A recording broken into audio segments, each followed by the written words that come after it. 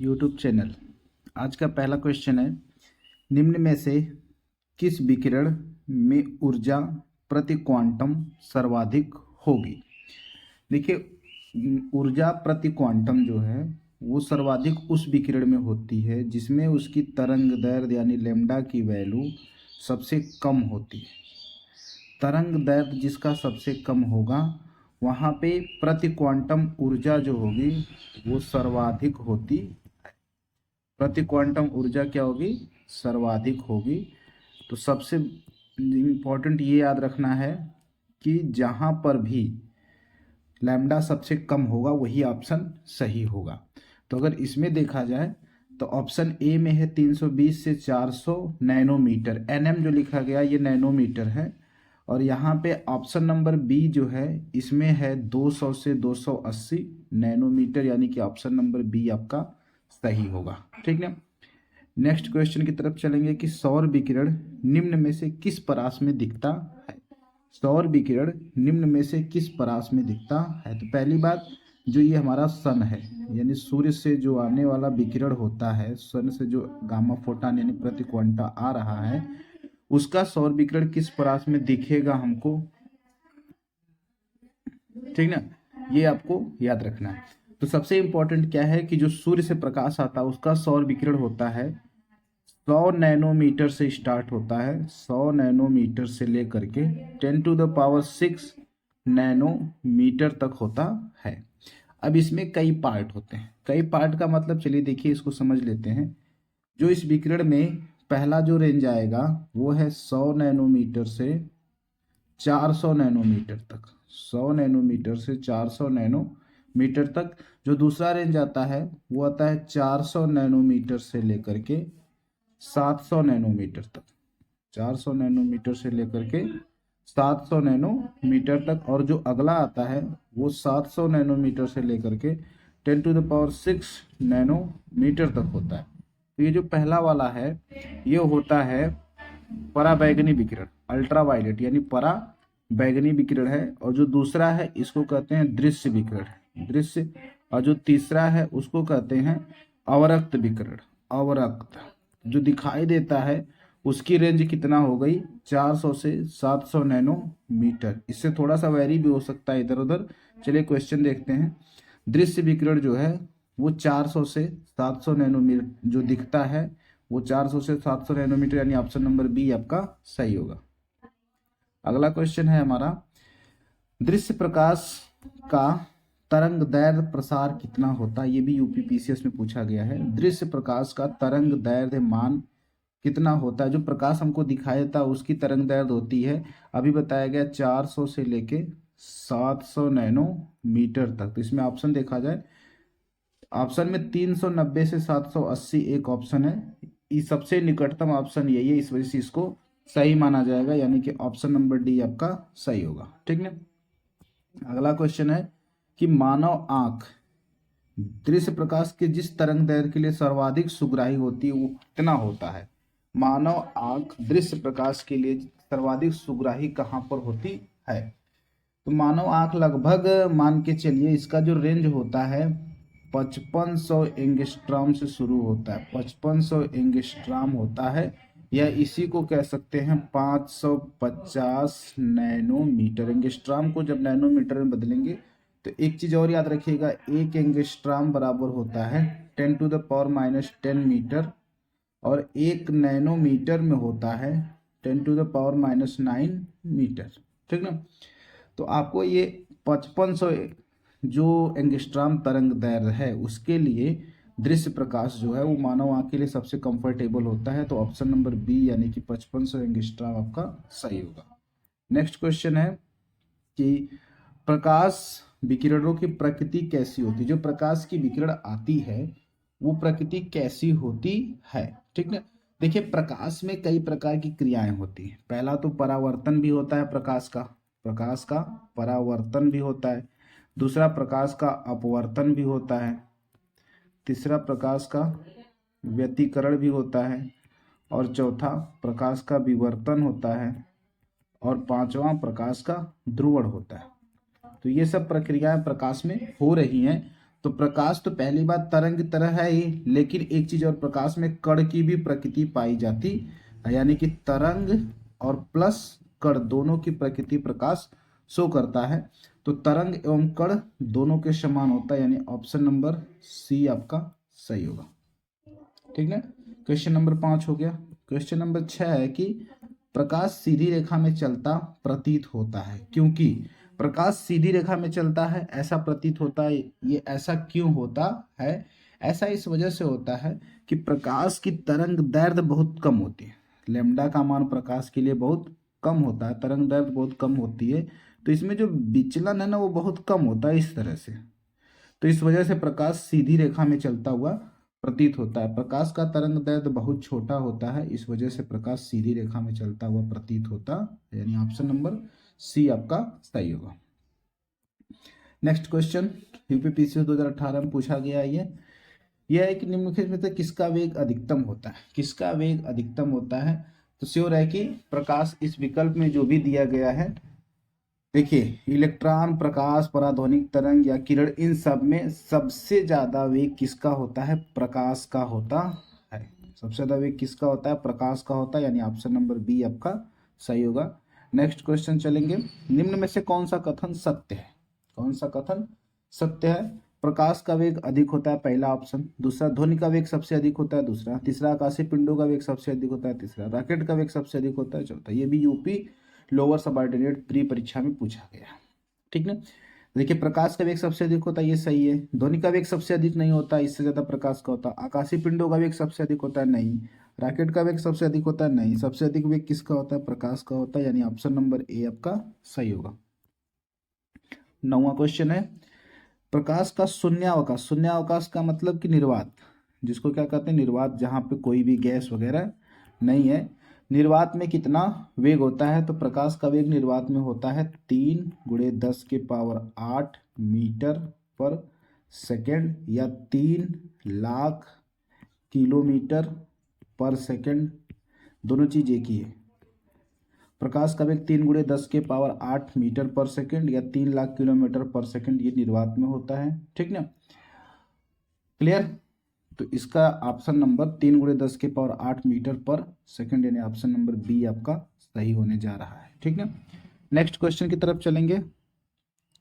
अगला क्वेश्चन है हमारा, प्रकाश की गति होती है, सेम क्वेश्चन है, 3 × 10⁸ मीटर पर सेकेंड होती है प्रकाश की गति। अगला क्वेश्चन है, प्रकाश का वेग अधिकतम किसमें होता है? हाँ, ये क्वेश्चन देखिएगा, प्रकाश अलग अलग माध्यम में, अगर माध्यम चेंज हो रहा है, माध्यम अगर बदल रहा है, तो प्रकाश की चाल भी क्या हो जाएगी? बदल जाती है। चाल भी क्या होती है?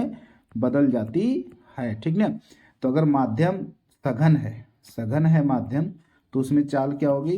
कम होगी। अगर माध्यम विरल है तो चाल क्या होगी? ज़्यादा होगी। सघन माध्यम में कम और विरल माध्यम में ज़्यादा। तो यहाँ पे ये देखना है कि सबसे विरल माध्यम कौन सा है, क्योंकि अधिकतम पूछा जा रहा है। हीरा, पानी, हाइड्रोजन, निर्वात। निर्वात में कोई भी गैस नहीं है, इसका मतलब कोई भी कण नहीं है, तो सबसे ज़्यादा वेग कहाँ पे होगा? प्रकाश का निर्वात में होगा, यानी ऑप्शन नंबर सी बिल्कुल सही होगा। 11वां क्वेश्चन हो गया। नेक्स्ट क्वेश्चन, प्रकाश की गति किसके बीच जाते हुए न्यूनतम होगी? किसके बीच जाते हुए? अभी मैंने बताया कि सघन और विरल आपको देखना है। सघन और विरल का मतलब इसमें कौन सा सघन है, कौन सा विरल है, ये ध्यान दीजिएगा। देखिए निर्वात तो सबसे विरल माध्यम है, फिर वायु आएगा और उसके बाद जल आएगा, और सॉलिड में आता है कांच। तो कांच सबसे सघन माध्यम है, तो सघन माध्यम में प्रकाश की चाल क्या हो जाती है? कम हो जाती है। तो सबसे न्यूनतम किस में हो जाएगा? कांच में, यानी ऑप्शन नंबर ए आपका सही होगा।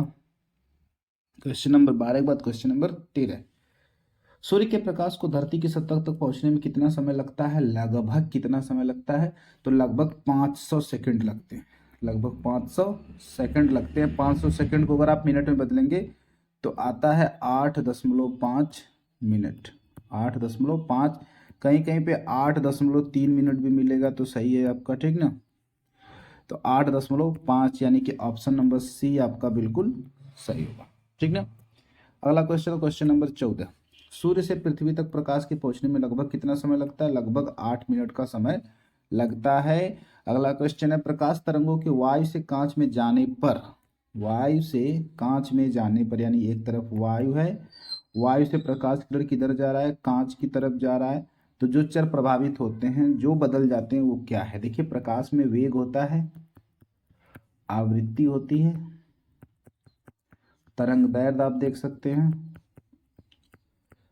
तो यहाँ पे एक पेज लेकर के समझेंगे। जैसे प्रकाश किरण जब सघन से विरल में जाएगा, ये सघन है और इधर है विरल, सघन से विरल में जब जाएगा, जब एक माध्यम से, यानी कि अगर सघन से विरल में जा रहा है, पहली कंडीशन है। दूसरी कंडीशन है अगर विरल से किस में जा रहा है? सघन में। विरल से सघन में जा रहा है।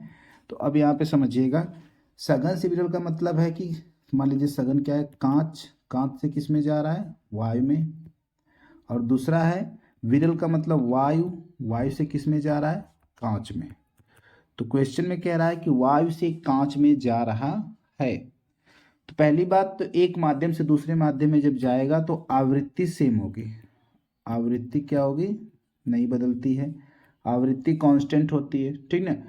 लेकिन उसका तरंग दैर्ध्य और वेग बदल जाता है, उसका वेग बदल जाएगा, वेग क्या होगा? बदल जाएगा, और तरंग दैर्ध्य बदल जाता है। दोनों चीज़ें याद रखिएगा, जब भी एक माध्यम से दूसरे माध्यम में जाएगा तो वेग और तरंग दैर्ध्य दो चीज़ें बदल जाती हैं। तो क्वेश्चन के हिसाब से देखेंगे क्या क्या बदल जाएगा? वेग और तरंग दैर्ध्य कहाँ है? ऑप्शन नंबर डी, यानी कि तरंग दैर्ध्य और वेग, लेकिन आवृत्ति उसकी नहीं बदलती है। क्वेश्चन नंबर 15 के बाद क्वेश्चन नंबर 16, जब प्रकाश किरण एक माध्यम से दूसरे माध्यम में जाता है तो निम्न में से कौन सा एक अपरिवर्तित रहता है? अभी बताया गया आवृत्ति जो है वो अपरिवर्तित रहती है, यानी ऑप्शन नंबर डी आपका सही होगा।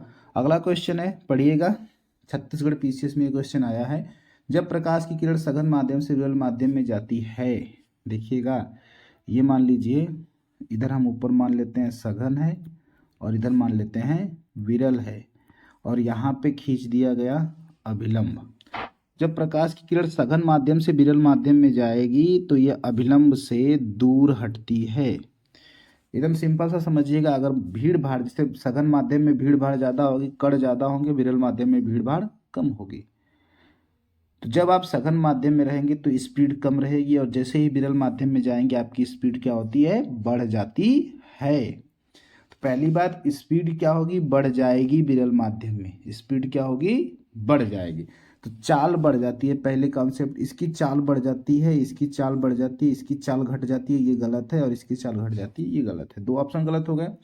चाल बढ़ जाती है, और अभिलंब से ये किधर भागेगी? दूर भागेगी। सघन से जब विरल जाए तो अभिलंब से दूर भागेगी, यानी कि अभिलंब से दूर हट जाती है, यानी ऑप्शन नंबर ए आपका सही होगा, ठीक ना। 17 के बाद क्वेश्चन नंबर 18, निम्नांकित ऊर्जा रूपांतरणों में से किसके द्वारा प्रकाश संश्लेषण क्रिया संपादित होती है? प्रकाश संश्लेषण प्रक्रिया यूपीपीसीएस में पूछा गया है। फोटोसिंथेसिस प्रोसेस, प्रकाश संश्लेषण प्रक्रिया में पेड़ पौधे जो है वो भोजन का निर्माण करते हैं और सूर्य से क्या लेते हैं? प्रकाश लेते हैं, ठीक ना। अगर रिएक्शन देखा जाए प्रकाश संश्लेषण का तो 6, नए पेज पे देख लेते हैं, 6CO2 प्लस 12H2O और गोज टू बनता क्या है? C6H12O6 प्लस 6O2 और प्लस 6H2O, ये बनने वाला प्रोडक्ट होता है। तो प्रकाश से क्या क्या ले रहा है? प्रकाश ले रहा है, और जब प्रकाश आएगा तो प्रकाश में रासायनिक ऊर्जा, प्रकाश की ऊर्जा को किस में बदल दिया जाता है? रासायनिक ऊर्जा में बदल दिया जाता है। तो पेड़ पौधे क्या करते हैं? सूर्य से प्रकाश लेते हैं और प्रकाश को किस में बदलते हैं? रासायनिक ऊर्जा में बदल देते हैं, यानी ऑप्शन नंबर ए बिल्कुल सही होगा, ठीक ना। क्वेश्चन नंबर 18 के बाद क्वेश्चन नंबर 19 की तरफ चलेंगे। प्रकाश सजावट तथा विज्ञापन के लिए विसर्जन नलिकाओं में प्रयुक्त होने वाली गैस कौन सी है? जो सजावट में प्रयुक्त होती है कौन सी गैस? वो होती है आपकी नियान, यानी ऑप्शन नंबर डी आपका सही होगा। विसर्जन यानी डिस्चार्ज लैंप जो होते हैं, ट्यूब जो होते हैं, उसमें कौन सी गैस भरी जाती है? नियान गैस भरी जाती है। क्वेश्चन नंबर 20 है, साबुन के पतले झाग में चमकदार रंगों का बनना किस परिघटना का परिणाम है? साबुन के पतले झाग में चमकदार रंगों का बनना किस परिघटना का परिणाम है? देखिए, बहुलित परावर्तन और व्यतिकरण, बहुलित अपवर्तन और परिक्षेपण, विवर्तन और परिक्षेपण, ध्रुवण और व्यतिकरण। तो ये तो पहली बात परावर्तन है, जो चमकता है साबुन का झाग, ये परावर्तन, ठीक ना। तो परावर्तन वाला कॉन्सेप्ट सही होगा, बहुलित परावर्तन है।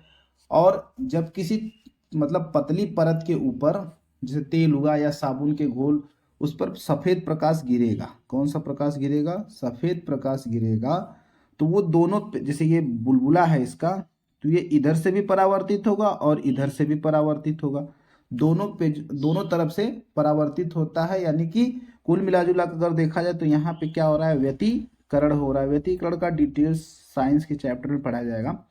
व्यतिकरण होता है तो यहाँ पे जब व्यतिकरण और परावर्तन दोनों होता है तो झाग क्या होता है, चमकने लगता है, या तेल जो होता है वो चमकने लगता है। तो ऑप्शन नंबर ए आपका सही होगा, यानी बहुलित परावर्तन और व्यतिकरण होता है। क्लियर। नेक्स्ट क्वेश्चन की तरफ चलेंगे। अगला क्वेश्चन आपका है कि पूर्ण आंतरिक परावर्तन होता है जब प्रकाश जाता है। देखिए पूर्ण आंतरिक परावर्तन की घटना समझिए। जैसे मान लीजिए ये एक तल है, ठीक ना, और यहाँ से ये अभिलंब खींच दिया गया है और प्रकाश की किरण ऐसे आ रही है और ये अभिलंब से दूर हट रही है। अभिलंब से दूर हटने का मतलब ये सघन होगा और ये विरल होगा, सघन होगा और विरल होगा। अब समझिएगा, अगर इसको बढ़ाया जाए यानी आपतन कोण को बढ़ाया जाए तो ये और दूर जाएगा, और अगर बढ़ाया जाए तो इस पे हो जाएगा, अगर थोड़ा सा और बढ़ा दिया जाएगा तो पूरी तरह से उसी माध्यम में लौट आएगा। इस घटना को कहते हैं प्रकाश का पूर्ण आंतरिक परावर्तन। और ये हमेशा कब होता है, जब सघन से प्रकाश किस में जा रहा है, विरल में। सघन माध्यम से किस में जा रहा है, विरल माध्यम में जा रहा है। तो अब देखिएगा सघन क्या है, विरल क्या है, बस ऑप्शन में इतना छांटना है। जब प्रकाश जाता है कहाँ से कहाँ तक जाता है, वायु से जल में जाएगा तो नहीं होगा, गलत है, क्योंकि वायु जो है विरल है। वायु से कांच में जाएगा, ये भी नहीं होगा क्योंकि विरल से सघन में जा रहा है। जल से कांच में, ये भी नहीं होगा क्योंकि इसमें भी जल और कांच यानी विरल से सघन में जा रहा है। हीरे से कांच में, यानी कि हीरा जो है सॉलिड है और कांच जो है उससे थोड़ा सा विरल माध्यम होता है। तो प्रकाश किरण हीरे से जब कांच में जाएगा तो पूर्ण आंतरिक परावर्तन होता है। ऑप्शन नंबर ए बिल्कुल सही है। क्वेश्चन नंबर 22, प्रकाश तंतु यानी ऑप्टिकल फाइबर जिस सिद्धांत पर कार्य करता है वो है। आप देखिए कई बार ये क्वेश्चन पूछा गया आईएएस में, यूपीपीएससी में कई बार पूछा गया। प्रकाश तंतु ऑप्टिकल फाइबर जिस सिद्धांत पर कार्य करता है उसे क्या कहते हैं, उसे कहते हैं आंतरिक परावर्तन। यानी ऑप्टिकल फाइबर, जैसे ये फाइबर है, इसमें जो प्रकाश परावर्तित होता है, ऐसे ऐसे प्रकाश परावर्तित हो रहा है, यानी कि पूरी तरह से ये आंतरिक रूप से परावर्तित होता है। तो पूर्ण आभ्यंतर आंतरिक परावर्तन कहते हैं। ऑप्शन नंबर ए आपका सही है। 22 के बाद क्वेश्चन नंबर 23, निम्नलिखित में से किस परिघटना का उपयोग ऑप्टिकल फाइबर में किया जाता है। ऑप्टिकल फाइबर में किस परिघटना का पूर्ण आंतरिक परावर्तन का उपयोग किया जाता है, अभी आपको बताया गया। पूर्ण आंतरिक परावर्तन का उपयोग किया जाता है। प्रकाश तंतु प्रकाश की संचार में संकेत किस रूप में प्रवाहित होते हैं। देखिए तंतु प्रकाश की संचार एक ऐसा तरीका है जिसमें क्या होता है, सूचना एक जगह से दूसरी जगह को ऑप्टिकल फाइबर के माध्यम से भेजी जाती है। ऑप्टिकल फाइबर में प्रकाश जो है ये तरंगों के रूप में चलता है। प्रकाश तरंग किसके रूप में, प्रकाश किसके रूप में चलता है, तरंगों के रूप में चलता है। इसलिए ऑप्शन नंबर ए यानी प्रकाश तरंग के रूप में चलता है। ठीक है। नेक्स्ट क्वेश्चन, निम्नलिखित कथनों पर विचार कीजिए। तंतु प्रकाश की पूर्ण आंतरिक परावर्तन सिद्धांत पर आधारित है। बिल्कुल सही है। अभी बताया गया है कि पूर्ण आंतरिक परावर्तन पर आधारित है, तो एक सही होगा। एक देखिए किसमें किसमें, इसमें है, इसमें है, इसमें, यानी ऑप्शन नंबर चौथा आपका गलत हो जाएगा। ठीक है। प्रकाश की तंत्र, दूसरा देखिएगा, प्रकाश की तंतु संचार तंत्र में ऊर्जा उपभोग अत्यधिक कम होता है। इसमें ऊर्जा का उपभोग बहुत कम किया जाता है, ये भी सही है। यानी कि दूसरा इसमें होगा वो भी सही है, ये भी ऑप्शन गलत हो जाएगा आपका। ठीक ना। प्रकाश की तंतु रेडियो संचार आवृत्ति अवरोध से मुक्त है, बिल्कुल सही है। ये रेडियो संचार आवृत्ति से कोई मतलब नहीं, यानी कि 1 2 3 बिल्कुल सही हो जाएगा, यानी ऑप्शन नंबर ए बिल्कुल सही है। ठीक ना। अब एक चौथा देख लीजिएगा, भारत में प्रकाश की तंत्र निर्माण रिलायंस उद्योग सन्नद्ध है। नहीं नहीं, ऐसा नहीं। देखिए सबसे पहले 2000 का समय था, वर्ष 2000 में स्टारलाइट कंपनी ने, कौन सी कंपनी ने, स्टारलाइट कंपनी ने, ये कंपनी का एक समूह स्टारलाइट कंपनी समूह ने भारत में प्रकाश की तंत्र का निर्माण प्रारंभ किया था। ठीक ना, आगे चलेंगे। देखिए, मरीजों के पेट के अंदर का परीक्षण करने हेतु डॉक्टरों द्वारा प्रयुक्त एंडोस्कोप निम्नलिखित में से किस सिद्धांत पर कार्य करता है। एंडोस्कोप देखिए, ये पेट के अंदर यानी कि ऑप्टिकल फाइबर उसको बना दिया जाता है और एंडोस्कोपी से प्रकाश को क्या किया जाता है, उसके अंदर, आंत के अंदर भेजकर चेक किया जाता है। तो प्रकाश का क्या हो रहा है, परावर्तन या सकल परावर्तन तो हो ही रहा है, ठीक ना, प्रकाश का सकल आंतरिक परावर्तन लेकिन हो रहा है। तो यानी कि डी ऑप्शन आपका सही होगा। प्रकाश का सकल आंतरिक परावर्तन किस में प्रयुक्त होता है, एंडोस्कोप में प्रयुक्त होता है। 27वां क्वेश्चन, एक एंडोस्कोप है, क्या है एक एंडोस्कोप, एक प्रकार का कैमरा है, संकीर्ण दूरदर्शी है, इनमें से कोई नहीं, सरल क्या है ये। एंडोस्कोप देखिए एक चिकित्सकीय उपकरण है, ठीक ना, कैमरा इसको नहीं कह सकते हैं। ये एक लंबी और पतली लचीली नली होती है, लंबी और पतली लचीली नली होती है जिसमें प्रकाश भी जाता है, प्रकाश रहता है और एक कैमरे की व्यवस्था होती है। प्रकाश भी होता है और कैमरे भी होते हैं, लेकिन इसको आप कैमरा कह दें ये सही नहीं है, ठीक ना। तो इसका मतलब ये नली की तरह है, आंतरिक भागों का यूज, जिसे आंतरिक भागों में देखने के, जैसे मान लीजिए पेट की आंत है, पेट की जो आंत है उसको देखने के लिए एंडोस्कोप का यूज किया जाता है, ठीक ना। जैसे मुंह या नाक के जो रास्ते शरीर में प्रवेश उसको करा दिया जाएगा और उसके बाद उसमें पेट की आंत को चेक कर लिया जाता है। तो इसमें से ये कहना कि ये एक संकीर्ण दूरदर्शी नहीं है, सरल सूक्ष्मदर्शी नहीं है, कैमरा का प्रकार है नहीं है, इनमें से कोई नहीं, ऑप्शन के साथ आप जाएंगे, ये इनमें से कोई नहीं है, एक पतली और नली चिकित्सकीय उपकरण है। 28 क्वेश्चन नंबर 28 है कि मृग मरीचिका का कारण क्या है। मृग मरीचिका का कारण क्या है। देखिए, मृग मरीचिका का कारण होता है प्रकाश का पूर्ण आंतरिक परावर्तन। इसको समझते हैं कि मृग मरीचिका क्या है, ठीक ना। देखिएगा, जैसे जब पूर्ण आंतरिक परावर्तन होता है, पूर्ण आंतरिक परावर्तन, जब पूर्ण आंतरिक परावर्तन की घटना होती है, यानी कि ये जो है प्रकाश पूरी तरह से उसी माध्यम में वापस लौट जा रहा है, तो इसे पूर्ण आंतरिक परावर्तन कहते हैं। जैसे मान लीजिए ये सड़क है, सड़क पे आप दूर कहीं देखेंगे तो कभी कभी सड़क आपको बहुत चमकती हुई यानी पानी की तरह प्रतीत होता है, इसी को कहते हैं मृग मरीचिका।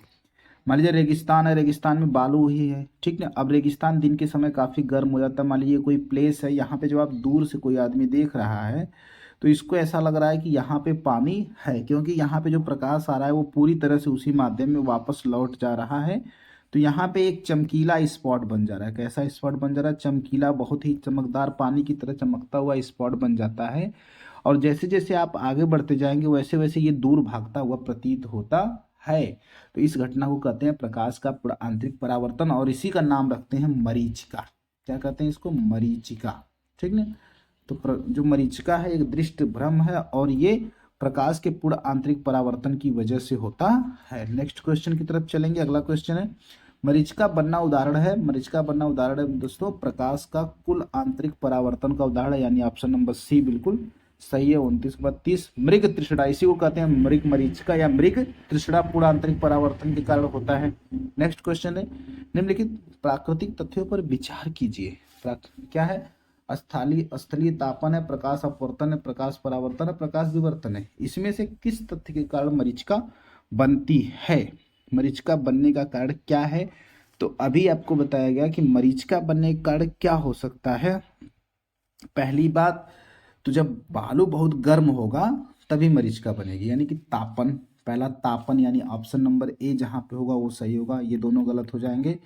और प्रकाश का परावर्तन नहीं बल्कि अपवर्तन की घटना है, पूरा आंतरिक परावर्तन के कारण तो होता है, लेकिन इसको आप परावर्तन नहीं, वो कब हो रहा है, अपवर्तन की तरह। देखिए इसको एक पेज पे समझने की कोशिश करें। जैसे मान लीजिए प्रकाश तो जब एक माध्यम से दूसरे माध्यम में जाती है, विलंब की ओर हट जाती है, तो ये घटना हो गई अपवर्तन की। ये घटना किसकी हो गई, अपवर्तन की हो गई। और जब इसको बढ़ाया जाता है तो प्रकाश उसी माध्यम में वापस लौटने लगता है। इसको कहते हैं पूर्ण आंतरिक परावर्तन। लेकिन ये घटना किसकी है? अपवर्तन के पार्ट में आता है। तो मरीचिका बनने का कारण क्या है दोस्तों? बहुत ही इंपॉर्टेंट क्वेश्चन है, पूछ देगा तो गलत हो जाएगा। इसमें मरीचिका बनने का कारण क्या है कि पहली बात तो पहला इसमें सही होगा, स्थलीय तापन तो 100% सही है। और दूसरा जो इसमें प्रकाश का परावर्तन नहीं होगा, प्रकाश का परावर्तन नहीं हो रहा बल्कि प्रकाश के अपवर्तन के कारण ये होता है। यानी कि ऑप्शन नंबर 1 और 3 आपके सही हो गए, यानी सी की तरफ आप चलेंगे। ठीक ना। 32 क्वेश्चन नंबर, एक काटा हुआ हीरा क्यों चमकता है? एक काटा हुआ हीरा चमकता है, क्यों चमकता है? देखिए, हीरे पे जो होता है पूर्ण आंतरिक परावर्तन होता है, पूर्ण आंतरिक परावर्तन के कारण हीरा चमकता है। Question number 32। क्वेश्चन नंबर 33 क्या है? उचित रीत से कटे हीरे की अवधारणा। चमक का आधारभूत कारण यह है कि इसमें अति उच्च पारदर्शिता होती है, इसका अति उच्च अपवर्तन सूचकांक होता है, यह बहुत कठोर होता है, उसके सुनिश्चित विचलन तल होते हैं। जिसका अपवर्तन सूचकांक जितना ज्यादा होगा, अपवर्तन सूचकांक जितना ज्यादा होगा उसमें चमक उतनी ज्यादा होती है। तो हीरा जो है ज्यादा चमकता है क्योंकि उसका अपवर्तन सूचकांक बहुत ही ज्यादा होता है। ठीक है। हीरे का अपवर्तन सूचकांक देखिए होता है 2.42 होता है। और इसका कारण क्या है? क्रांतिक कोण। इसका क्रांतिक कोण केवल और केवल 24 डिग्री होता है। तो जब हीरे को काट दिया जाता है ना सही तरीके से, तो वो तेजी से चमकता हुआ प्रतीत होता है। ठीक है। 34वां क्वेश्चन नंबर, एक कटा हुआ हीरा जगमगाहट के साथ चमकता है पूर्ण आंतरिक परावर्तन के कारण। यानी कि ऑप्शन नंबर ए। देखिए, पूर्ण आंतरिक परावर्तन से बहुत सारे क्वेश्चन पूछे जाते हैं, पूर्ण आंतरिक परावर्तन। ठीक। नेक्स्ट क्वेश्चन है, एक कटा हुआ जगमगाहट के साथ चमकता है पूर्ण आंतरिक परावर्तन के कारण। इसका भी पूर्ण आंतरिक परावर्तन के कारण चमकता है। नेक्स्ट क्वेश्चन, नीचे दो वक्तव्य दिए गए हैं जिनमें से एक को कथन और दूसरे को कारण कहा गया है। समझते हैं। हीरा अपने ही आकार के अनुकारी कांच से अधिक झिलमिलाता है। हीरा अपने ही आकार के अनुकारी कांच से अधिक झिलमिलाता, सही है, कांच से अधिक चमकता हुआ प्रतीत होता है, यानी कथन ए बिल्कुल सही है। हीरे का अपवर्तनांक कांच के अपवर्तनांक से कम होता है, गलत है, क्योंकि हीरे का अपवर्तनांक जो होता है वो कांच के अपवर्तनांक से ज्यादा होता है। इसका अपवर्तनांक होता है 2.42 और कांच का होता है 1.51। तो हीरे का अपवर्तनांक कांच के अपवर्तनांक से ज्यादा होता है, कम नहीं होता, यानी कि ए सही है आपका और आर गलत है। ए सही है परंतु आर गलत है, यानी ऑप्शन नंबर सी बिल्कुल सही होगा। ठीक ना, ऑप्शन नंबर सी बिल्कुल सही है। नेक्स्ट क्वेश्चन की तरफ चलेंगे। नेक्स्ट क्वेश्चन है, किसी वस्तु के त्रिविमीय 3 डायमेंशनल प्रतिरूप को अंकित तथा पुनरावृत्त करने की तकनीकी का नाम क्या है? 3D को दिखाने के लिए, 3 डायमेंशनल को दिखाने के लिए जो तकनीकी होती है उसका नाम होता है होलोग्राफी। होलोग्राफी, फोटोग्राफी से 2D चित्र बनता है, फोटोग्राफी से 2D, और होलोग्राफी से 3D चित्र उसका बनाया जाता है, होलोग्राफी से। ठीक ना। और इसके बाद होलोग्राफी के लिए ना, जिसे होलोग्राफी में जो यूज किया जाता है उसको कहते हैं माइक्रोफिश। क्या बोलते हैं? माइक्रोफिश का उपयोग किया जाता है होलोग्राफी में। माइक्रोफिश का उपयोग करके आप 3D चित्र उसका बना सकते हैं। तो इसका हो जाएगा 3D प्रतिरूप बनाने के लिए होलोग्राफी का यूज किया जाता है। क्वेश्चन नंबर 37 के बाद क्वेश्चन नंबर 38, त्रिविमीय चित्र लेने के लिए किसका प्रयोग करते हैं? होलोग्राफी का प्रयोग करते हैं 3D चित्र लेने के लिए। नेक्स्ट है, एक इलेक्ट्रॉनिक पुंज को फास्फोरस कोटेड पर्दे पर फोकस कर प्रतिबिंबों को पर्दे पर जनित करना कहलाता है। इसको बोलते हैं roster scan.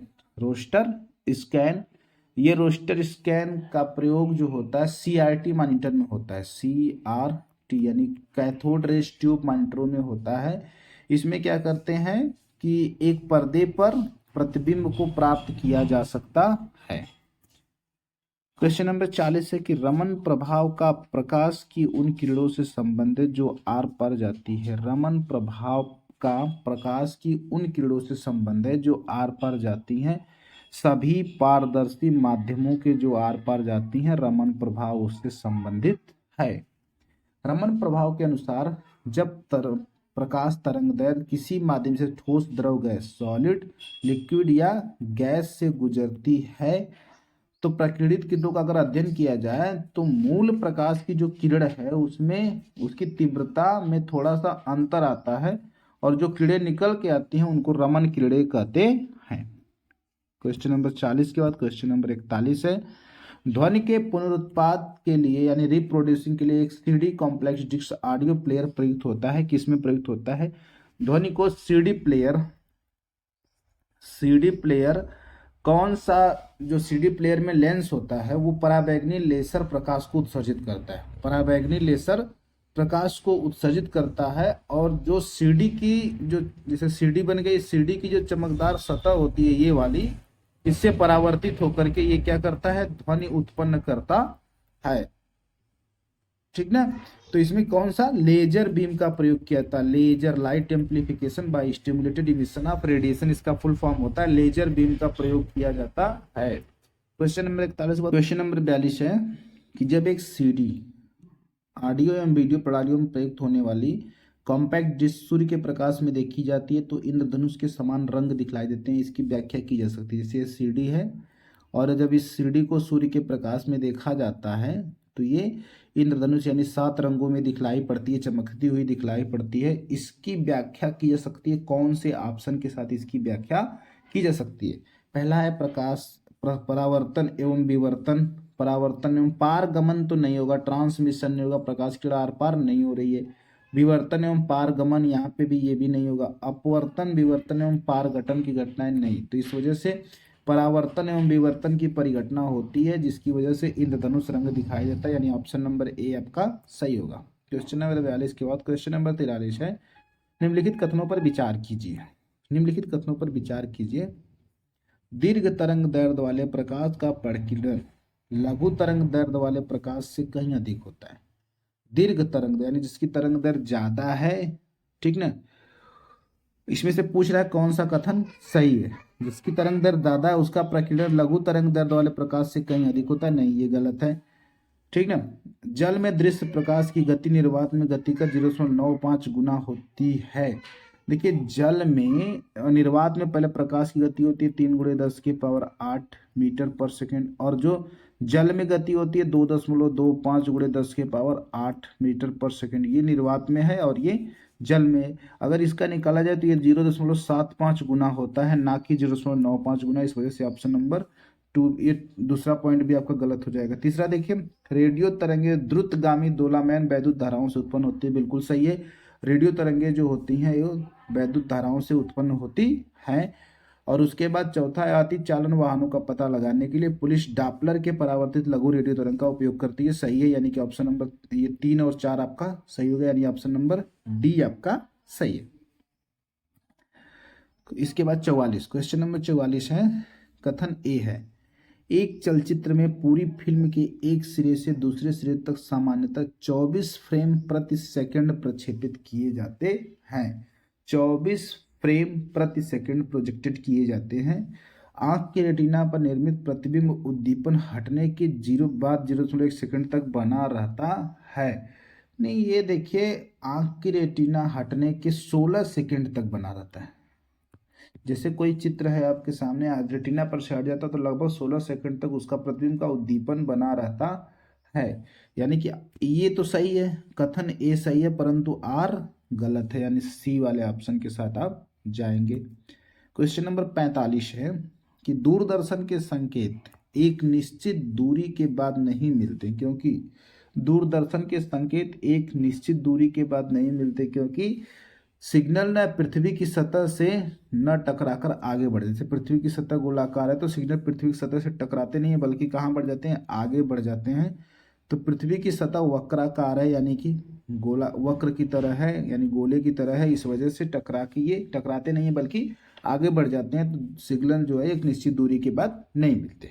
Question number 45 question number 46 है, दूरदर्शन प्रसारण में श्रव्य तरंगों का प्रेषण करने के लिए प्रयुक्त तकनीकी है। हाँ, जो सुनने वाली तरंगे हैं उसको भेजने के लिए कौन सी तकनीक का उपयोग किया जाता है, तो वो है आवृत्ति मॉडुलन यानी फ्रीक्वेंसी मॉड्यूलेशन का प्रयोग किया जाता है। किसी प्रकार की शोर और विकृति से ये मुक्त होते हैं, इसके द्वारा श्रव्य तरंगों का प्रेषण एक जगह से किया जाता है।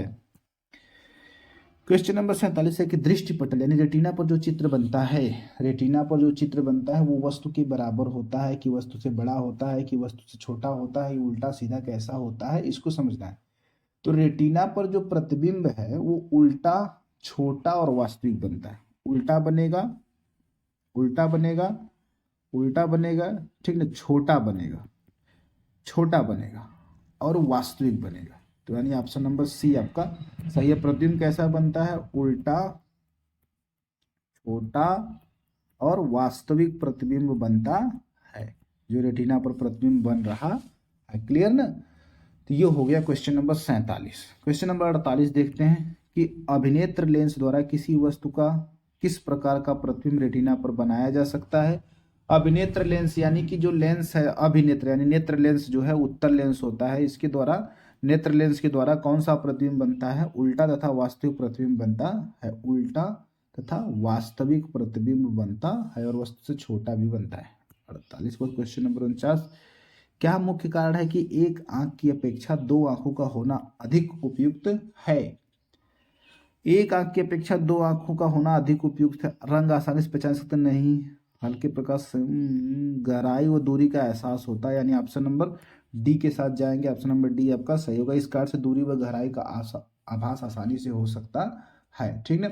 क्वेश्चन नंबर 49 के बाद क्वेश्चन नंबर 50 है कि पूर्ण सूर्य ग्रहण के दौरान सूर्य को सीधे देखने से आंख में अपरिवर्तनीय क्षति पहुंचती है। सूर्य ग्रहण के समय अगर आप सूर्य को सीधे देखेंगे तो क्षति पहुंचती है। रेटिना का जलना सूर्य की किरणों के निम्न घटकों के कारण होता है। किस किरण की वजह से हो जाता है? ये होता है अल्ट्रावायलेट प्रकाश की तरफ से होता है।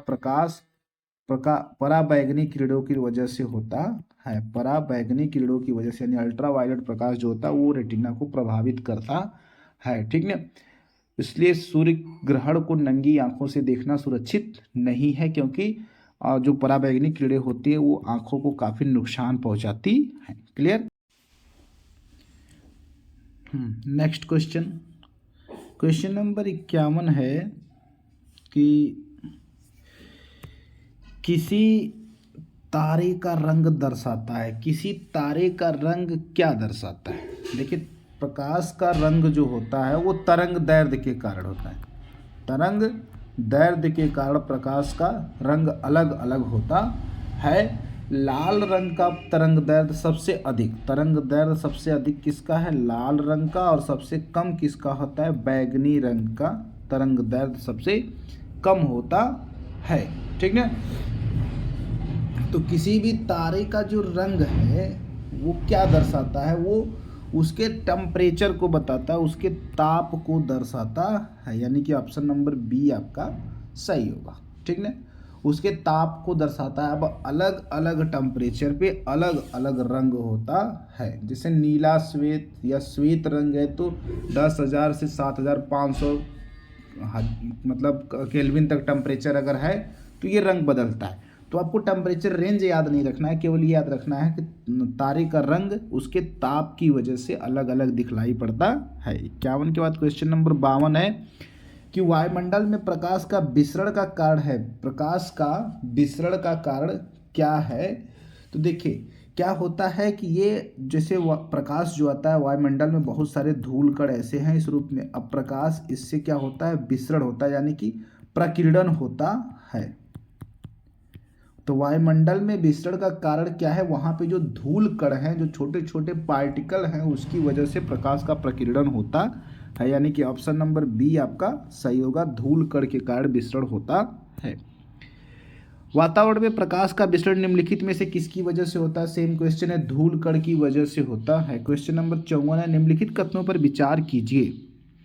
यदि मैजेंटा यानी कि रक्त की तरह नील लोहित और पीले रंग के दो वृत्त एक दूसरे को काटते हैं तो प्रतिच्छेद क्षेत्र का रंग लाल होगा, पहला कथन है। दूसरा, यदि सायन यानी हरिताभ नीला और मैजेंटा यानी कि रक्त की तरह नीला लोहित रंग एक दूसरे वृत्त को काटते हैं तो प्रतिच्छेद क्षेत्र का रंग क्या होगा, नीला होगा। निम्नलिखित में से कौन सा कथन सही है, कौन सा कथन सही है? तो यहाँ पे 1 और 2 दोनों सही है। 1 और 2 कलर कॉम्बिनेशन जो होगा वो चैप्टर में पढ़ा जाएगा। 1 और 2 आपका दोनों सही है। 55 है कि प्रकाश का रंग निर्धारित होता है इसकी, प्रकाश का रंग का कारण क्या है? अभी बताया गया, प्रकाश का रंग उसकी तरंग दैर्ध्य के कारण निर्धारित होता है। नेक्स्ट क्वेश्चन, निम्नलिखित में से किस रंग का सबसे लंबा तरंग दैर्ध्य है? किस रंग का तरंग दैर्ध्य सबसे बड़ा होता है? तो लाल रंग का तरंग दैर्ध्य सबसे अधिक होता है। इसका मान होता है 7.5 × 10⁻⁵ सेंटीमीटर, और बैगनी का सबसे कम होता है, यानी 4 × 10⁻⁵ ये लाल रंग का है और ये बैगनी रंग का। ठीक ना। नेक्स्ट क्वेश्चन है 57, सबसे कम वेवलेंथ यानी तरंग दैर्ध्य वाला प्रकाश होता है। सबसे कम वेवलेंथ किसका होता है? बैगनी रंग का वेवलेंथ सबसे कम होता है। नेक्स्ट क्वेश्चन, दृश्य वर्णक्रम में सबसे कम तरंग दैर्ध्य वाला रंग है। सबसे कम तरंग दैर्ध्य वाला रंग कौन सा है? बैगनी है। सबसे कम तरंग दैर्ध्य वाला रंग कौन सा है? बैगनी। नेक्स्ट क्वेश्चन, निम्नलिखित में से किसमें ऊर्जा उच्चतम होती है? किसकी ऊर्जा सबसे उच्चतम होती है? कौन से प्रकाश की ऊर्जा सबसे उच्चतम होती है? जिसकी तरंग दैर्ध्य कम होती है उसकी ऊर्जा क्या होती है? उच्चतम होती है। यानी नीला प्रकाश की तरंग दैर्ध्य क्या होगी? उच्चतम होती है, क्योंकि ऊर्जा जो होती है वो तरंग दैर्ध्य के व्युत्क्रमानुपाती होती है, यानी एनर्जी E∝1/λ, यानी लैम्डा का मान है, यानी कि अगर तरंग दैर्ध्य का मान कम है तो ऊर्जा क्या होगी? ज़्यादा होगी। अगर तरंग दैर्ध्य का मान ज़्यादा है तो ऊर्जा का मान क्या हो जाता है? कम हो जाता है। तो नीले प्रकाश की जो तरंग दैर्ध्य होती है वो कम होती है, जिस वजह से इसकी ऊर्जा क्या होती है? उच्चतम होती है। क्वेश्चन नंबर 60 यहाँ पे कथन कारण वाला है। प्रकाश के दृश्य वर्णक्रम में लाल प्रकाश हरे प्रकाश की अपेक्षा अधिक ऊर्जस्वी होता है। अब देखिए, लाल प्रकाश की जो तरंग दैर्ध्य है वो 700 नैनोमीटर है, और हरे रंग की जो तरंग दैर्ध्य है वो 530 नैनोमीटर है। तो हरे प्रकाश की तरंग दैर्ध्य कम है तो ऊर्जा क्या होगी? ज़्यादा होगी। इस वजह से ये जो कथन कह रहा है ये गलत है। दूसरा है, लाल प्रकाश का तरंग दैर्ध्य हरे प्रकाश के तरंग दैर्ध्य से अधिक होता है। लाल प्रकाश का तरंग दैर्ध्य देख रहे हैं ये है, और हरे प्रकाश का तरंग दैर्ध्य ये है, अधिक है, यानी कि ये ऑप्शन सही है, कारण सही है। तो इसमें चलिए ए गलत है परंतु आर सही है, यानी ऑप्शन नंबर डी। ए गलत है परंतु आर सही है। नेक्स्ट क्वेश्चन, हमें वास्तविक सूर्योदय से कुछ मिनट पूर्व ही सूर्य दिखाई देने का कारण क्या है? वास्तविक सूर्योदय से कुछ मिनट पूर्व यानी प्रकाश जो है वो फैलता है। अपवर्तन के कारण प्रकाश सूर्य जो है क्षितिज के लिए, जैसे मान लीजिए ये हम पोजीशन पृथ्वी पर है तो क्षितिज के नीचे अगर सूर्य है तब भी हमें उगता हुआ प्रतीत होता है। तो प्रकाश के अपवर्तन की वजह से सूर्य जो है वो सूर्योदय से कुछ समय पहले ही दिखलाई देने लगता है। नेक्स्ट क्वेश्चन है, क्षितिज के समीप सूर्य एवं चंद्रमा के दीर्घ वृत्ताकार दिखाई देने का कारण क्या? हाँ, क्षितिज के समय सूर्य या चंद्रमा बड़े दिखाई देते हैं, इसका कारण क्या है? इसका कारण है प्रकाश का अपवर्तन। नेक्स्ट क्वेश्चन है, सूर्य के प्रकाश में अदृश्य भाग में प्रकाश संश्लेषण किया जाता है कुछ जो प्रकाश दिखाई नहीं देता है। बाकी तो नॉर्मल पेड़ पौधे दृश्य प्रकाश से प्रकाश संश्लेषण की प्रक्रिया करते हैं, लेकिन यहाँ पे पूछा गया है कि अदृश्य भाग से प्रकाश संश्लेषण क्रिया किया जाता है। किसके द्वारा किया जाता है? कुछ बैक्टीरिया समूह द्वारा अदृश्य भाग से प्रकाश का संश्लेषण किया जाता है, जैसे green sulphur bacteria. Green sulphur bacteria जो है इसके द्वारा अवरक्त विकिरण द्वारा प्रकाश संश्लेषण किया जाता है, यानी कि जो अदृश्य भाग है उसके द्वारा प्रकाश संश्लेषण की प्रक्रिया की जाती है। नेक्स्ट क्वेश्चन, ट्रैफिक सिग्नल में लाल रंग प्रयुक्त होता है क्योंकि? इसका कारण क्या है? ट्रैफिक सिग्नल में लाल रंग प्रयुक्त होने का कारण है कि लाल रंग की तरंग दैर्ध्य सर्वाधिक होती है, यानी कि ऑप्शन नंबर ए आपका सही है। 65 क्वेश्चन कथन कारण वाला क्वेश्चन है। यहाँ पे ऑप्शन कहाँ गया? ऑप्शन नहीं है, चलिए अच्छा ऑप्शन नहीं यहाँ पे है, आया नहीं है। नेक्स्ट देखते हैं, खतरे का सिग्नल लाल रंग का बनाया जाता है, ये सही है। खतरे का सिग्नल लाल रंग का बनाया जाता है, सही है। लाल रंग का प्रकीर्णन सबसे कम होता है, ये भी सही। लाल रंग का फैलाव सबसे कम होता है, दोनों सही है। तो और सही व्याख्या भी कर रहा है, लाल रंग का प्रकीर्णन यानी कि फैलना जो है सबसे कम होता है, इस वजह से खतरे का सिग्नल लाल रंग में ये यूनिडायरेक्शनल चलता है, दूर से ही दिखाई देता है, ठीक ना। तो इस वजह से लाल रंग का प्रकीर्णन सबसे कम होता है, जिस वजह से खतरे का सिग्नल क्या होता है, लाल रंग का बनाया जाता है। ए और आर दोनों सही है, ए और आर दोनों सही है और सही व्याख्या भी करता है। यानी ये अगर तरीका देखा जाए तो ऑप्शन नंबर ए वाला ये होता है, यानी कि ऑप्शन नंबर ए आपका सही होगा। 65 के बाद क्वेश्चन नंबर 66, आकाश का रंग नीला दिखाई देता है क्योंकि नीले प्रकाश का प्रकीर्णन सबसे अधिक होता है। सही है, नीले प्रकाश के प्रकीर्णन क्या होता है सबसे, क्योंकि तरंग दैर्ध्य उसकी सबसे कम होती है। तरंग दैर्ध्य कम होने की वजह से, जिसकी तरंग दैर्ध्य कम है उसका प्रकीर्णन फैलाव यानी सबसे ज़्यादा होगा, तो नीले प्रकाश का प्रकीर्णन सबसे अधिक होता है। इस वजह से आकाश का रंग कैसा दिखलाई देता है, नीला दिखलाई देता है। आप जाएंगे ऑप्शन नंबर ए की तरफ, यानी कौन सा ऑप्शन सही है, ए नंबर का ऑप्शन सही है। नेक्स्ट क्वेश्चन, आकाश नीला लगता है क्योंकि सूर्य के प्रकाश में नीला रंग और रंगों से अधिक है। गलत है, लघु तरंग दीर्घ तरंगों की अपेक्षा वायुमंडल द्वारा अधिक प्रकीर्ण होती है। बिल्कुल सही है, लघु तरंग जो होती है वो ज़्यादा फैलती है, जबकि नीला जो है, नीला रंग की तरंग दैर्ध्य सबसे कम होती है। इस वजह से इसका प्रकीर्णन जो होता है वो सबसे अधिक होता है, जिसकी वजह से ये आसमान में तेज़ी से फैलता है और आकाश का रंग कैसा दिखलाई देता है, नीला दिखलाई देता है, यानी ऑप्शन नंबर बी आपका सही होगा।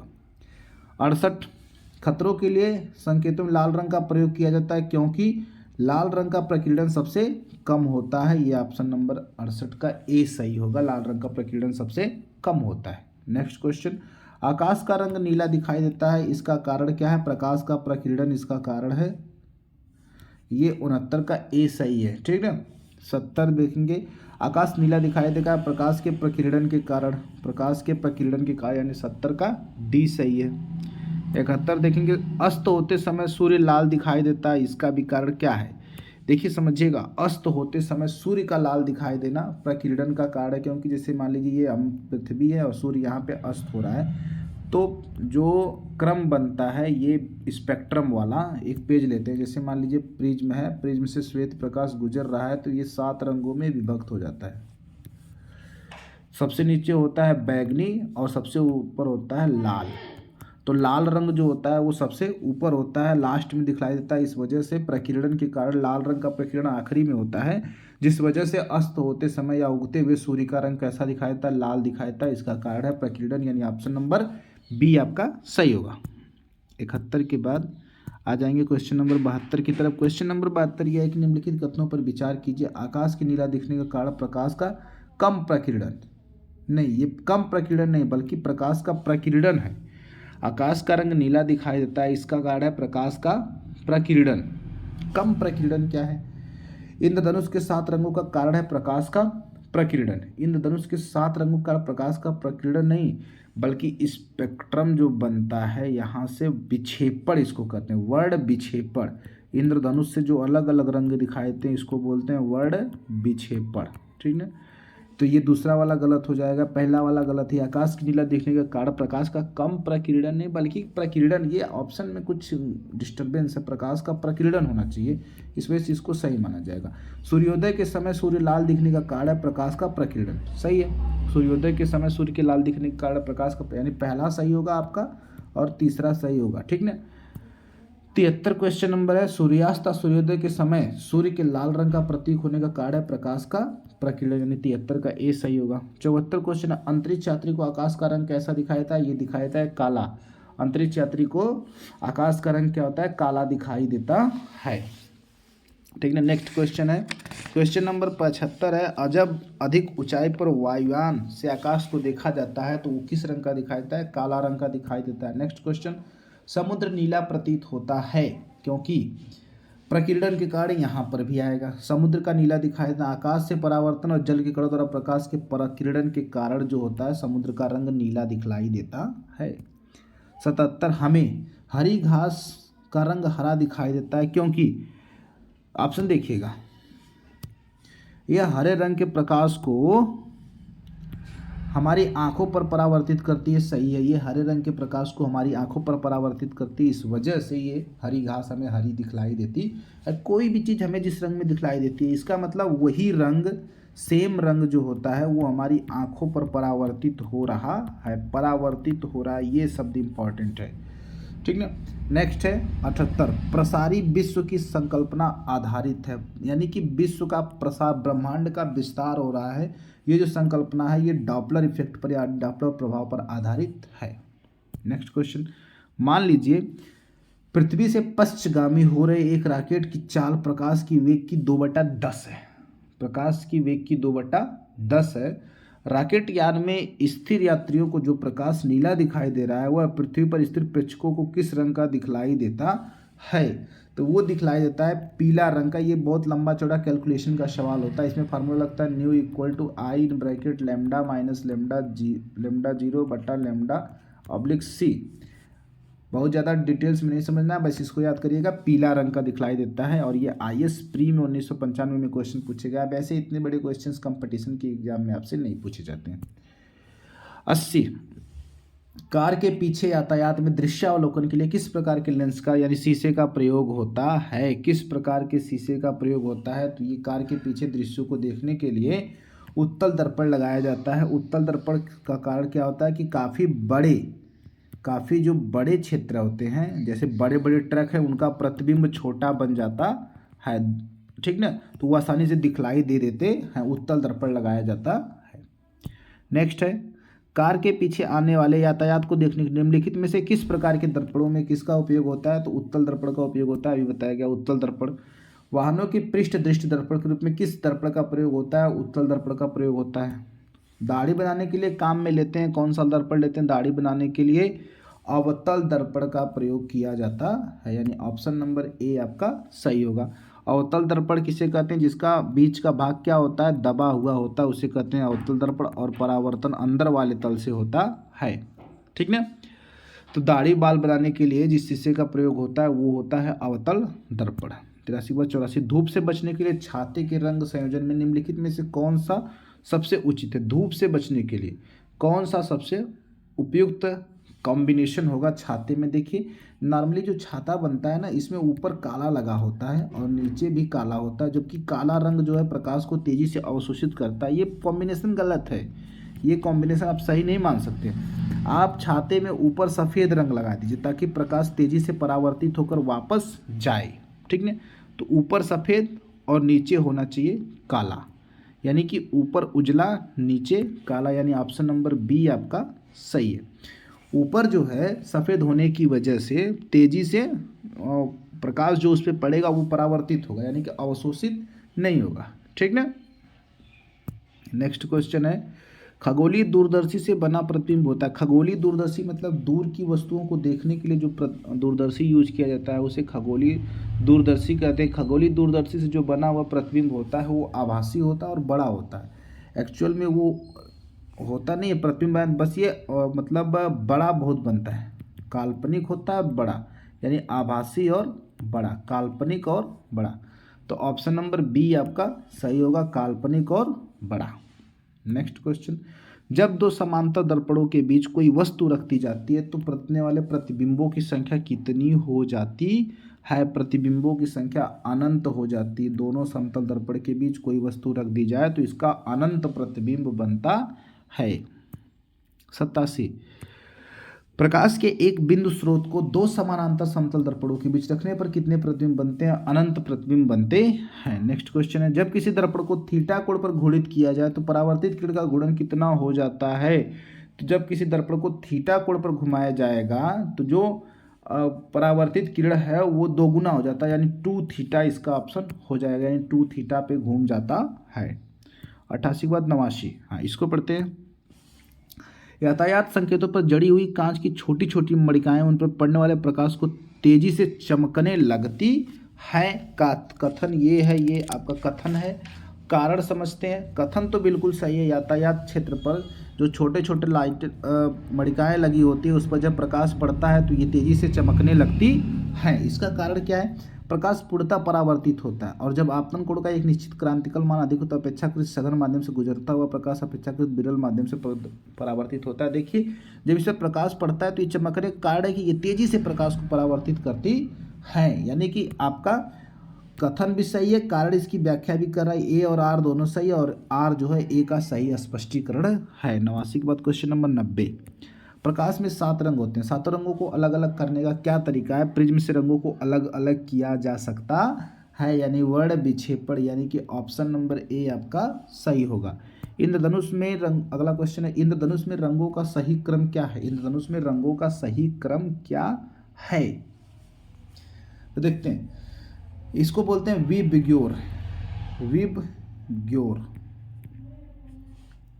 ऑप्शन के हिसाब से नीला, हरा, बैगनी। अब यहाँ पे समझते हैं नीला कहाँ है, नीला, हरा, बैगनी। देखिए हरा यहाँ पे है, बैगनी यहाँ पे है, नीला यहाँ पे है, तो ये क्रम नहीं है। नीला हरा बैगनी वाला क्रम गलत है। दूसरा बैगनी हरा पीला, बैगनी हरा पीला।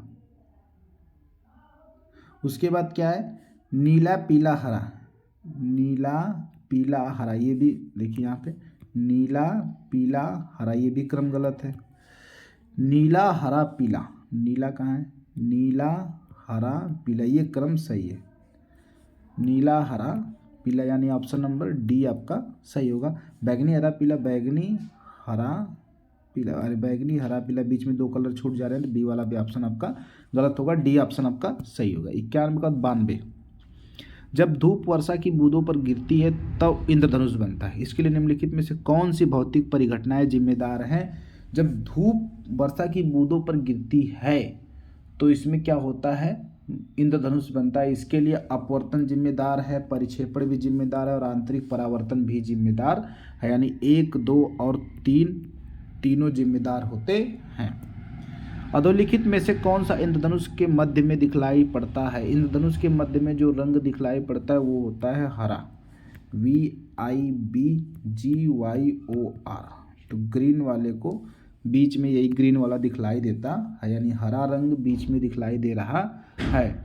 और नेक्स्ट क्वेश्चन है, इंद्रधनुष में दोनों सीमांत वर्णपट्ट कौन कौन से, दोनों किनारे किनारे के रंग कौन से होते हैं? तो VIBGYOR, विबग्योर याद रखिएगा, एक किनारे रेड होता है और एक किनारे बैगनी, तो बैगनी और लाल, यानी ऑप्शन नंबर डी आपका सही होगा। 95। दोपहर के 12 बजे किस दिशा में इंद्रधनुष दिखाई देता है? दोपहर के 12 बजे किस दिशा में इंद्रधनुष दिखाई नहीं देता? देखिए आप इस इंद्रधनुष को नहीं देख सकते हैं, या तो 12 बजे के पहले देखेंगे या तो 12 बजे के बाद, क्योंकि 12 बजे सूर्य की किरणें सीधी पड़ती हैं। नेक्स्ट क्वेश्चन है कथन कारण है।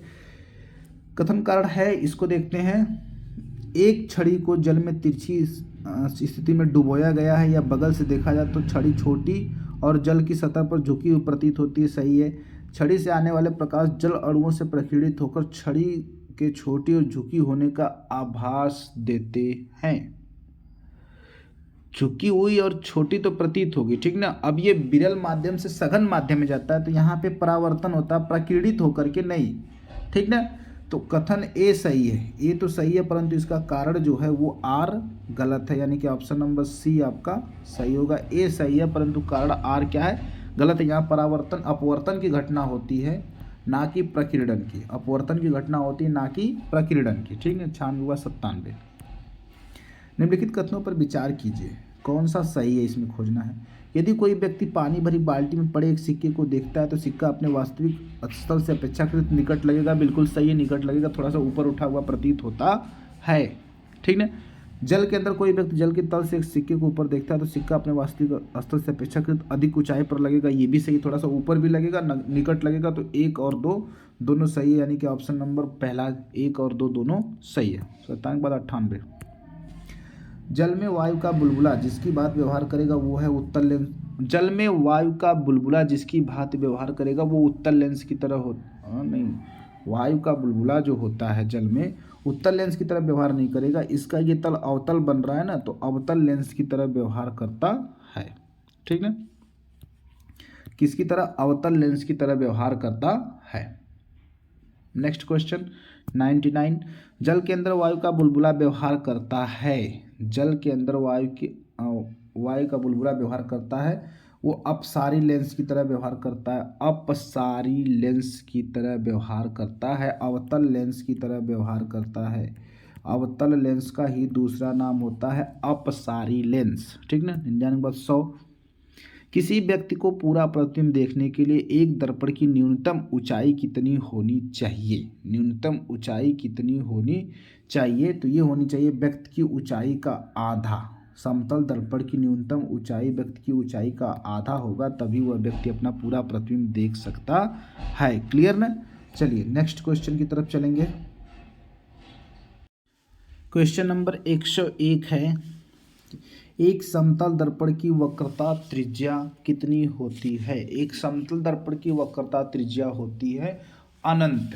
यानी ये दर्पण है, इसकी वक्रता त्रिज्या हो जाती है अनंत। समतल दर्पण की वक्रता त्रिज्या कितनी होती है? अनंत। नेक्स्ट क्वेश्चन, 1.50 मीटर लंबे व्यक्ति को अपना खड़ा संपूर्ण प्रतिबिंब देखने के लिए आवश्यक दर्पण की न्यूनतम ऊंचाई कितनी होगी? तो 1.50 का आधा करेंगे तो ये आएगा 0.75 मीटर। यानी कि आधा दर्पण तो चाहिए ही चाहिए। जितनी हाइट है पूरा प्रतिबिंब देखने के लिए ऊंचाई का आधा दर्पण का ऊंचाई होना चाहिए। यानी कि ऑप्शन नंबर ए आपका सही होगा। नेक्स्ट क्वेश्चन है, दूर दृष्टि दोष निवारण के लिए काम में लेते हैं। दूर दृष्टि दोष को निवारण के लिए उत्तल लेंस का प्रयोग किया जाता है। इसमें देखिए हमेशा कंफ्यूजन होगा, दूर दृष्टि दोष में उत्तल लेंस लगता है और निकट दृष्टि दोष में अवतल लगता है। निकट में कौन सा लगता है? अवतल लगता है। ठीक ना। नेक्स्ट 103 के बाद 104 क्वेश्चन है, दूर दृष्टि दोष वाले व्यक्ति के संबंध में निम्नलिखित कथनों पर विचार कीजिए। कौन सा एक कथन सही नहीं है? सही नहीं है। देखिए, दूर दृष्टि दोष वाला व्यक्ति दूर के पिंडों को स्पष्टतः देख सकता है। बिल्कुल सही है। दूर के पिंडों को आसानी से देख सकता है। लेंस का नाभ्यंतर अधिक होता है। सही है।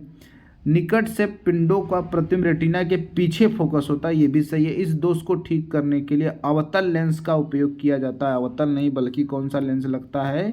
उत्तल लेंस लगता है। तो ऑप्शन नंबर डी जो है ये गलत है। ठीक ना। अगला, निकट दृष्टि दोष को दूर करने के लिए निम्नलिखित में से कौन सा लेंस प्रयोग में लाया जाता है? निकट दृष्टि दोष के लिए कॉनकेव लेंस का प्रयोग होता है। यानी कि अवतल, जिसको नदोत्तर कहते हैं, अवतल लेंस का प्रयोग होता है। ठीक ना। 105 पर 106, निकट दृष्टि दोष को दूर किया जाता है अवतल लेंस प्रयुक्त करके। कौन सा लेंस प्रयुक्त करके? अवतल लेंस प्रयुक्त करके इसको दूर किया जा सकता है। Question number 107, myopia. मायोपिया मतलब होता है निकट दृष्टि दोष को ठीक किया जा सकता है। कौन सा लेंस लगा करके? दर्पण नहीं, ध्यान से, अवतल लेंस से। कौन से लेंस से? अवतल लेंस से। ठीक ना। नेक्स्ट क्वेश्चन है 107 को, निकट दृष्टि दोष की रोग मुक्ति होती है अवतल लेंस के द्वारा। बहुत बार ये क्वेश्चन पूछा गया है। 109, जब एक व्यक्ति तीव्र प्रकाश क्षेत्र से अंधेरे कमरे में प्रवेश करता है तो उसे कुछ सेकंड के लिए स्पष्ट दिखाई नहीं देता है, बाद में धीरे धीरे चीज़ें उसे दिखाई देने लगती है। इसका कारण क्या है? देखिए, आँख को प्रतिबिंब बनाने के लिए एक निश्चित प्रकाश की जरूरत होती है, निश्चित प्रकाश की आवश्यकता होती है। ठीक ना। तो ये होता है कि निश्चित प्रकाश की आवश्यकता होती है। तो इस कारण से जो मतलब जिसको कहते हैं, एक शब्द आता है, नेक्स्ट पेज पे समझेंगे। आँखों में एक होता है कोन, शब्द याद रखिएगा, कोन फोटो रिसेप्टर। कोन फोटो रिसेप्टर। ठीक ना। ये तीव्र प्रकाश में कार्य करते हैं। किस प्रकाश में? तीव्र प्रकाश में कार्य करते हैं। और एक होता है रॉड रिसेप्टर। रॉड रिसेप्टर, और ये जो होता है अंधेरे में काम करते हैं। तो क्या होता है कि जब तीव्र प्रकाश होता है, तीव्र प्रकाश में ये जो रॉड रिसेप्टर है ये निष्क्रिय हो जाता है। क्या हो जाता है? निष्क्रिय हो जाता है। निष्क्रिय हो जाता है। जबकि अंधेरे में जब आप पहुंचेंगे तो ये फिर से सक्रिय होने लगता है। तो सक्रिय होने में इसे कुछ टाइम लगता है। तो होता क्या है कि तीव्र प्रकाश से अंधेरे में जाने पर प्रकाश की पुतली में परिवर्तन होता है। किसमें? पुतली के क्षेत्र में परिवर्तन होता है, जिससे आंख को अनुकूलित होने में समय लगता है। तो देखिए मैंने बताया कोन रिसेप्टर, रॉड रिसेप्टर। अब चलते हैं ऑप्शन की तरफ। ऑप्शन ये है कि पुतली के आकार में परिवर्तन होता है, ये भी कारण है। लेंस के व्यास व फोकस दूरी में परिवर्तन होता है, ये भी। लेंस के व्यास व फोकस दूरी में परिवर्तन नहीं होता, लेंस तो वही रहेगा, ठीक है। रोडोप्सिन का विरंजक पुनः विचरण होना, ये सही है। अंधेरे का कमरे के प्रति कुछ समय के लिए अनुकूलित होना, ये सही है। यानी कि इसमें अगर देखा जाए तो पहला वाला भी सही है, सी वाला भी सही है, डी वाला भी, तीनों ऑप्शन सही हो रहा है। तो इस क्वेश्चन को अगर आता है तो इसमें ऐसे क्वेश्चन अब नहीं पूछे जाएंगे। अगर पूछे भी जाते हैं तो रोडोप्सिन का विरंजक का पुनः विचरण होना, या फिर इसमें ऑप्शन बढ़ेगा इनमें से एक से अधिक। 109 के बाद 110, पढ़ने के समय काम आने वाले ग्लासेस किस प्रकार के लेंस के बने होते हैं? पढ़ने के समय जो ग्लास लगाए जाते हैं वो वस्तु को थोड़ा सा बड़ा करके दिखाते हैं, उसे कहते हैं उत्तल लेंस। कौन सा लेंस? उत्तल लेंस ग्लासेस। उत्तल लेंस दूर दृष्टि दोष को निवारण के लिए भी प्रयुक्त होता है, उत्तल लेंस। ओके। 110 के बाद 111, आंख में संकेंद्रण होता है लेंस की उत्तलता में परिवर्तन द्वारा, लेंस को आगे पीछे गति द्वारा, रेटिना के आगे पीछे गति द्वारा, लेंस की तरल आवर्तनांक में देखिए कुछ नहीं होगा, लेंस में आगे पीछे गति नहीं होगी, रेटिना में आगे पीछे गति नहीं होगी, तरल में आंख में परिवर्तन नहीं होगा, लेंस की उत्तलता में परिवर्तन होता है, जिस वजह से आंख में संकेंद्रण होता है। नेक्स्ट है 111 के बाद 112, निम्नलिखित कथनों में से कौन सा एक सही नहीं है? मृग तृष्णा एक प्रकाशिक भ्रम है जो प्रकाश के पूर्ण आंतरिक परावर्तन से उत्पन्न होता है, सही है। सर्च लाइट में अवतल दर्पण प्रयुक्त होता है, ये भी सही है। गर्मियों में सामान्यतः सफ़ेद या हल्के रंग वाले कपड़े गाढ़े रंग की तुलना में वरीय माने जाते हैं, ये भी सही है। एक छोटा छिद्र वाला उत्तल दर्पण डॉक्टरों द्वारा रोगियों के कान नाक गले की जांच में प्रयुक्त लाया जाता है, ठीक ना, ये गलत है, ऑप्शन सही नहीं है। यानी कि इस ऑप्शन के साथ आप जाएंगे ऑप्शन नंबर डी, ठीक ना। ये होता है उत्तल दर्पण नहीं बल्कि कौन सा दर्पण? अवतल दर्पण प्रयुक्त किया जाता है। 113, खोज बच्ची यानी सर्च लाइट में जो दर्पण प्रयुक्त होता है वो कौन सा होता है? नदोत्तर दर्पण, उत्तरोत्तर दर्पण, साय दर्पण, इनमें से कोई नहीं। तो ये होता है नदोत्तर दर्पण। नदोत्तर दर्पण यानी कौन सा? अवतल, अवतल दर्पण प्रयुक्त होता है। 113 के बाद 114, अस्पष्ट दृष्टि की न्यूनतम दूरी होती है 25 सेंटीमीटर होती है। स्पष्ट दृष्टि की न्यूनतम दूरी होती है 25 सेंटीमीटर। बड़ा आसान क्वेश्चन पूछा है, ठीक ना, एकदम। नेक्स्ट क्वेश्चन है, सामान्य आंखों के लिए अस्पष्ट दृष्टि की न्यूनतम दूरी कितनी होती है? 25 सेंटीमीटर। 25 सेंटीमीटर। मानव की स्वस्थ आंख के स्पष्ट दृष्टि की न्यूनतम दूरी कितनी होती है? 25 सेंटीमीटर। आंख के लेंस का फोकल दूरी किसके कार्य से परिवर्तित होता है? आंख के लेंस की फोकल दूरी, देखिए जो सिलियरी मांसपेशियां होती है, संकुचन वाली जो मांसपेशी होती है, उसके द्वारा आंख की लेंस की फोकस दूरी परिवर्तित होती है। 117 के बाद 118, लेंस की शक्ति मापी जाती है, लेंस की शक्ति मापी जाती है डायोप्टर में, और P बराबर होता है डायोप्टर फार्मूला 1/f फोकस दूरी मीटर में अगर आप लगाएंगे तो यहाँ से आपको मिल जाता है लेंस की शक्ति, ठीक ना। 119 पे आ जाते हैं, यदि किसी ऐनक में लेंस की पावर +2 डायोप्टर है, +2 डायोप्टर, तो इसकी फोकस दूरी कितना होगी? लगा लेते हैं सवाल को। फोकस दूरी यानी D बराबर होता है 1/f, या P बराबर 1/f, P बराबर 1/f, यहाँ से f निकालना है तो f बराबर हो जाएगा 1/p, यानी ये 1 का मतलब अगर ये मीटर में होता है इसको सेंटीमीटर में बदलेंगे तो f बराबर 100/p, यानी 2, यानी कितना आ गया? 50 सेंटीमीटर। तो ऑप्शन के हिसाब से आपका हो जाएगा 50 सेंटीमीटर। 119 के बाद 120, धूप के चश्मे की पावर होती है, धूप के जो चश्मे होते हैं उसमें कोई पावर नहीं होती, 0 डायोप्टर होता है, ठीक ना। 121, कैमरे का द्वारक और कपाट गति का निम्नलिखित में से कौन सा संयोग अधिक उद्भासन होने देगा? तो इसका है F22 1/60 जो होगा वो अधिक उद्भासन होने देगा, ठीक ना। 121 बाद 122, आंख के रेटिना की परंपरागत कैमरा के निम्नलिखित में से किस भाग से तुलना की जा सकती है? तो परंपरा आंख के रेटिना जो होता है, रेटिना पर जो होता है वो पिक्चर यानी कि प्रतिबिंब बनता है, प्रतिबिंब बनता है। तो प्रतिबिंब फोटोग्राफी, प्रतिबिंब जो फिल्म पर बनती है यानी पर्दे पर बनती है, तो उसकी तुलना फिल्म से की जा सकती है। ठीक ना। नेक्स्ट, मनुष्य की आंख में किसी वस्तु का प्रतिबिंब जिस भाग पर बनता है उसे कहते हैं, मनुष्य की आंख, देखिए यहाँ पे रेटिना वगैरह नहीं दिया गया, किसी वस्तु का प्रतिबिंब जिस भाग पर बनता है उसे कहते हैं दृष्टि पटल। क्या बोलते हैं? दृष्टि पटल, और इसी को कहते हैं रेटिना। कभी कभी हिंदी पूछ देगा तो कंफ्यूज हो जाएंगे। 124, मनुष्य की आंख में किसी वस्तु का प्रतिबिंब बनता है, कहाँ पर बनता है? दृष्टि पटल, रेटिना में बनता है। 124 के बाद क्वेश्चन नंबर 125, किसी वस्तु का प्रतिबिंब मनुष्य की आंख में कहाँ बनता है? रेटिना पर बनता है। मनुष्य की आंखें किसी वस्तु का प्रतिबिंब बनाती है, कहाँ पर बनाती है? रेटिना पर बनाती है। बहुत बार रिपीटेड क्वेश्चन है। किसी अपारदर्शी, 127 क्वेश्चन है, किसी अपारदर्शी वस्तु का रंग उस रंग के कारण होता है जिसे वह परावर्तित करता है। जो रंग वो परावर्तित करके हमारी आंखों पर भेजेगा वही रंग हमें दिखलाई देता है, बाकी जो अवशोषित कर लेगा वो दिखलाई नहीं देता है। 128, एक रंगीन टेलीविजन में 3 आधारभूत रंगों के मिश्रण से रंग बनते हैं। ये आधारभूत रंग कौन कौन से होते हैं? आधारभूत रंग है लाल, हरा और नीला। लाल, हरा और नीला, ये टेलीविजन के टीवी में जो आधारभूत रंग बनाते हैं वो लाल, हरा और नीला होता है। ठीक ना। 129, वे कौन से वर्णमूल हैं जिसे टीवी के पर्दे पर विभिन्न रंग प्रकट होते हैं? तो यह है लाल, हरा और नीला। 129 पर 130, जब लाल, हरे और नीले रंग का प्रकाश का पुंज एक स्थान पर पड़ता है तो प्रकाश का रंग कैसा हो जाता है? सफ़ेद हो जाता है। कैसा हो जाता है? सफ़ेद हो जाता है। निम्न में से कौन सा प्राथमिक रंग नहीं है? कौन सा प्राथमिक रंग नहीं है? तो काला जो है वो प्राथमिक रंग नहीं है। 132, 3 रंग मूल हैं, ये कौन कौन से रंग मूल 3 हैं?